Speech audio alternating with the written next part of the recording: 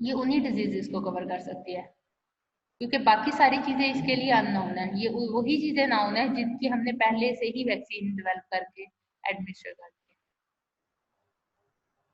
यहाँ से ये कर लेना। अच्छा, सबसे पहले डेवलपिंग इम्यूनिटी। अब होता क्या है, सबसे पहले इम्यून सिस्टम ने रिकग्नाइज किया जो वैक्सीन में हमने एंटीजन डाला था या फॉरेन पार्टिकल डाला था, उसको रिकग्नाइज किया, करने के बाद उसको डिस्ट्रॉय कर दिया। फिर हमारे मेमोरी सेल ने उसको रिमेम्बर किया। कहते हैं when the viral and variants of the antigens come on the body, recognize the protein code on the virus and thus prepare to respond by। तो कहता है कि व्हेन द वायरोलैंड, जब वायरोलैंड किसी भी एंटीजन का बॉडी के अंदर आता है तो रिकग्नाइज करता है protein code on the viruses, और फिर हम प्रिपेयर करते हैं टू रिस्पॉन्स दैट। कैसे रिस्पॉन्स करते हैं, न्यूट्रलाइज करते हैं टारगेट एंटीजन को इससे पहले कि वो बॉडी में एंटर हो, ठीक है, by recognizing and destroying the infected cell before these antigens can multiply। अब पहला रिस्पांस तो ये हो गया कि इम्यून सिस्टम ने क्या किया, वैक्सीन को रिकग्नाइज किया, उनको डिस्ट्रॉय कर दिया और मेमोरी सेल ने उनको याद रखा। जैसे ही कोई वायरल बॉडी के ऊपर अटैक करता है तो उसके प्रोटीन कोड को वो रिकग्नाइज कर लेता है। जैसे ही कोई वायरल, आपने पढ़ा हुआ है कि वायरस की स्ट्रक्चर में दो पार्टिकल्स होते हैं, दो हिस्से होते हैं उनके स्ट्रक्चर के, एक अंदर वाला डीएनए या आरएनए होता है, एक उसके ऊपर प्रोटीन कोट होता है।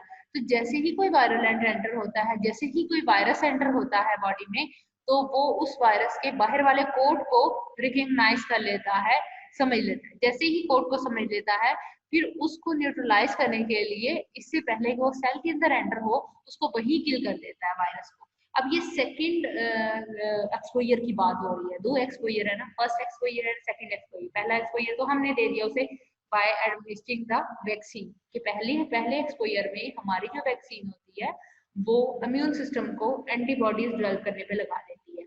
अब और फिर इम्यून सिस्टम उसी एंटीजन को खत्म कर देता है, हमारी वैक्सीन बॉडी के अंदर जाकर खत्म हो जाती है, ठीक है। उसी इम्यून सिस्टम, बस उसका काम होता है इम्यून सिस्टम को लगा देना एंटीबॉडीज की डेवलपमेंट पे, ठीक है। अब हमारे मेमोरी सेल ने उनको याद रखा। अब नेक्स्ट टाइम क्या होगा, जैसे ही कोई वायरल सेंटर होगा तो हमारा इम्यून सिस्टम सबसे पहले क्या करेगा, उसका प्रोटीन कोड खत्म करेगा।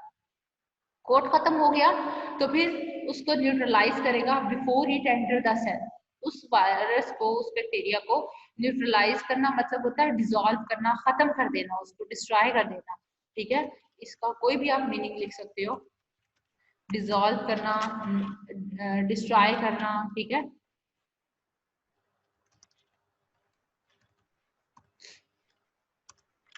एक्सेट्रा, ठीक है।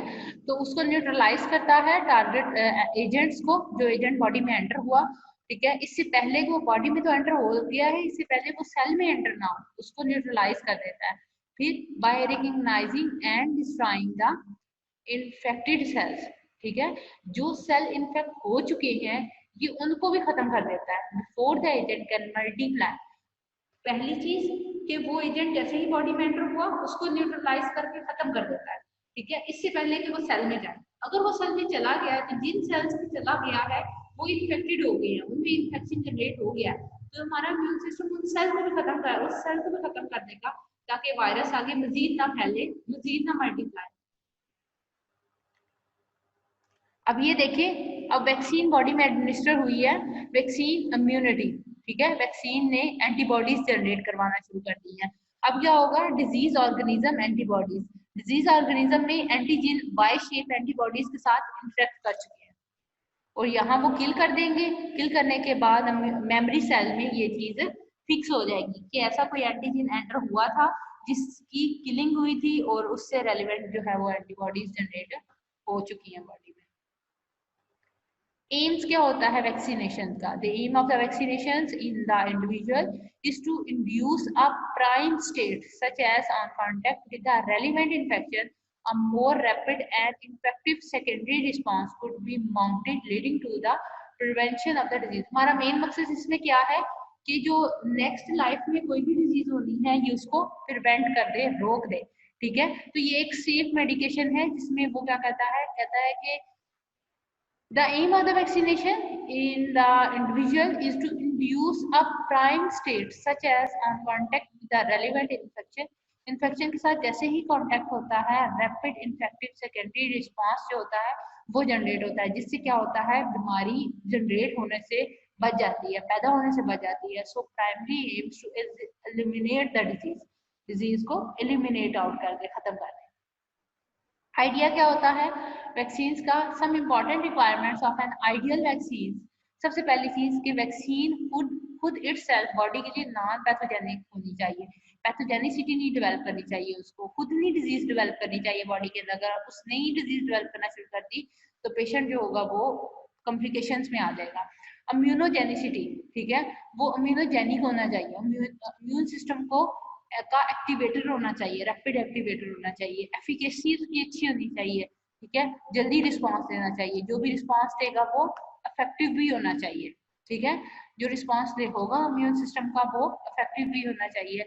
और produce a long life immunity, hopeful life, ज्यादा देर तक इम्यूनिटी डेवलप करनी चाहिए, ठीक है, लॉन्ग लाइफ इम्यूनिटी। अगर एक पेशेंट बच्चा है छोटा, उसने मेडिकेशन उसने वैक्सीनेशन उसकी हुई है, तो अगर वो 70 ईयर्स का भी हो जाता है, 80 ईयर्स का भी हो जाता है, तो उसको वो रेलिवेंट डिजीज जो जिसकी उससे वैक्सीनेशन हो चुकी है उसको डेवलप नहीं होना चाहिए। इसे हम कहते हैं लॉन्ग लाइफ इम्यूनिटी के थ्रू आउट द लाइफ, चाहे वो जितनी मर्जी 100+ ईयर के हो गया उसके अंदर इम्यूनिटी अभी भी मौजूद है जो वैक्सीन हमने उसे शुरू में दी थी। सो पहली चीज नॉन पैथोजेनिक, पहला सोच ये है कि वो बॉडी में खुद जैसे ही एंटर होता है उसे पैथोजेनिक करेक्टर डेवलप नहीं करना चाहिए, it should be a non pathogenic, ठीक है। दूसरी चीज इम्यूनोजेनिसिटी, ठीक है, कि स्ट्रॉन्ग इम्यूनोजेनिक रिस्पांस होना चाहिए, इम्यून सिस्टम को स्ट्रॉन्ग रिस्पांस देना चाहिए कि वो एंटीबॉडीज पर जल्दी से प्रोड्यूस कर, रैपिड रिस्पांस होना चाहिए, इसका एफिकेसी अच्छी होनी चाहिए, अच्छी जितना हमने एडमिनिस्टर किया है, जितना हम उससे रिस्पांस चाह रहे हैं ये उससे बेहतर हमें रिस्पांस दे, ठीक है, एफिकेसी इफेक्टिवनेस होना चाहिए जब व्हेन गिवन ओरली, बच्चों को ओरली मेडिकेशन दे रही होती है वैक्सीनेशन की, ठीक है, इंजेक्शन और उसके बाद फिर ओरल, ठीक है, प्रोड्यूस लॉन्ग लाइफ इम्यूनिटी, ठीक है, और लो कास्ट होना चाहिए, induce wide range of the appropriate response compatible with the co-administered vaccines, stable genetically and thermally, ठीक है, जेनेटिकली अगर बॉडी के अंदर भी एडमिनिस्टर हो चुकी है तो वो खत्म नहीं हो जानी चाहिए, किल नहीं होनी चाहिए, ठीक है, डिस्ट्रॉय नहीं होनी चाहिए, वो जेनेटिकली भी स्टेबल होनी चाहिए और थर्मली अगर आउटसाइड द बॉडी है तो भी स्टेबल। वैसे वैक्सीन जो होती हैं वो थर्मली स्टेबल नहीं होती, वो हीट चेंज होने से, क्योंकि वो प्रोटीन इन नेचर होती है, तो वो हीट जब चेंज होती है तो वो थर्मली स्टेबल नहीं रहती, तो इसीलिए इनका टेम्परेचर हमें खुद मेंटेन रखना पड़ता है, ठीक है। Induce a long range of the appropriate response, एक बेटर रिस्पांस देना चाहिए, साइड इफेक्ट्स इसके नहीं आने चाहिए, आएगी तो मिनिमम आने चाहिए जो कि रिवर्स हो सके, वापस ठीक हो सके, कंपैटिबल होने चाहिए जो इसके साथ दूसरी वैक्सीन। अब एक टाइम पर एक वैक्सीन ही लग रही होती, 2-3 वैक्सीन इकट्ठी लग रही होती है, तो जितनी भी इसके साथ दूसरी वैक्सीन लग रही होती है उनके साथ इस वैक्सीन को कंपैटिबल होना चाहिए, ठीक है, एक दोनों दोनों वैक्सीन आपस में रिएक्शन करके कम्प्लेक्स नहीं बनाए, ठीक है, कम्प्लेक्स बनाएंगी तो दोनों का फायदा नहीं होगा, दोनों ही एक्सक्रीट आउट हो जाएंगी रैपिडली, तो इस तरह का जो है वो नहीं होना चाहिए, कंपैटिबिलिटी होनी चाहिए वैक्सीन के अंदर। टाइप्स ऑफ द वैक्सीन क्या होती हैं, काफी है। सबसे पहले डेफिनेशन है, ये सस्पेंशन होती हैं लिविंग या किल्ड पैथोजेंस की जो मॉडिफाई हो जाती हैं, इस तरह की जाती हैं कि ये नॉन पैथोजेंस हों और एडमिनिस्टर की जाती हैं फिर बॉडी में, ठीक है। पहले इसकी शर्त ये होती है कि ये नॉन पैथोजेनिक होनी चाहिए, ठीक है, जैसे ही एडमिनिस्टर करो तो खुद डिजीज काज ना करें, इम्यून रिस्पांस को एक्टिवेट करती है और जो रिसिपिएंट होते हैं वो प्रिवेंट करते हैं जो ससेप्टेबल डिजीज, जो डिजीज होती है उसका रेलिवेंट वैक्सीन डेवलप की जाती है, तो वो वैक्सीन उस बीमारी को होने से रोक देती है।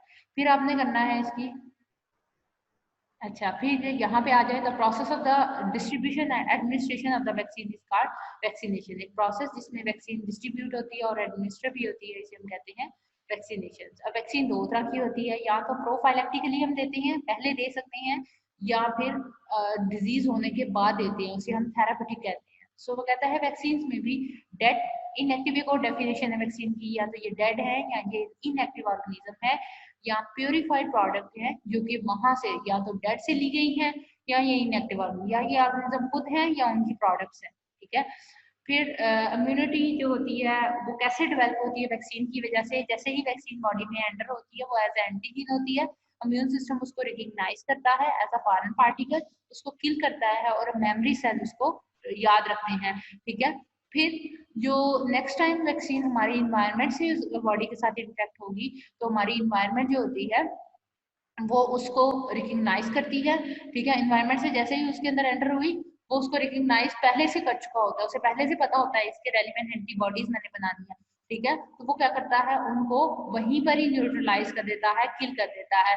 सो वो कहता है कि दे न्यूट्रलाइज, या उसे हम कहते हैं डिस्ट्रॉय या डिसॉल्व करना टारगेट एजेंट्स को before it enter the cells, ठीक है। By recognizing and destroying the infected cell before these agent can multiply to the vast numbers, ठीक है। इससे पहले कि वो मल्टीप्लाई हो उस सेल को भी डिस्ट्रॉय कर देती है जिस सेल में वो एंटर हो चुकी है। फिर आ जाता है कि vaccine contribute to the eradication. अच्छा, एम्स ऑफ द वैक्सीन, कि हमारा मेन मकसद क्या होता है वैक्सीनेशन करने का, हमारा मेन पर्पज ये होता है कि वैक्सीनेशन से जो सेकेंडरी रिस्पॉन्स जनरेट हो रहा होता है वो पहले से ज्यादा इफेक्टिव होता है और इन्फेक्शन के चांस जो होते हैं वो मिनिमम होते हैं। They can be mounted leading to the prevention of the disease and the primary aim is to elimination of the disease. बीमारी को रोक देना पहला मकसद होता है और अगर वो थेरेप्यूटिकली देते हैं तो बीमारी को एलिमिनेट आउट करना पर्पज होता है। अब आइडियल वैक्सीन के अंदर कौन कौन सी प्रॉपर्टीज होती है, पहली चीज ये नॉन पैथोजेनिसिटी होती है, पैथोजन नहीं होना चाहिए और इम्यून सिस्टम को स्ट्रॉन्ग रिस्पॉन्स देना चाहिए, इफेक्टिव होना चाहिए, एफिकेशियस होना चाहिए, 90% से ज्यादा एफिकेसी होती है और लॉन्ग लाइफ इम्यूनिटी डेवलप करती है और कॉस्ट में कम से कम होती है, induce a wide range of the appropriate response, compatible होता है दूसरे जो इसके साथ को एडमिनिस्टर्स, जो इसके साथ एडमिनिस्टर वैक्सीन होती है उनके लिए कंपेटिबल होता है। और दूसरा ये कि अगर एडमिनिस्टर करते हैं ये तब भी स्टेबल होना चाहिए, अगर आउटसाइड द बॉडी इन्वायरमेंट में पड़ी हुई है तो ये थर्मली भी स्टेबल होनी चाहिए।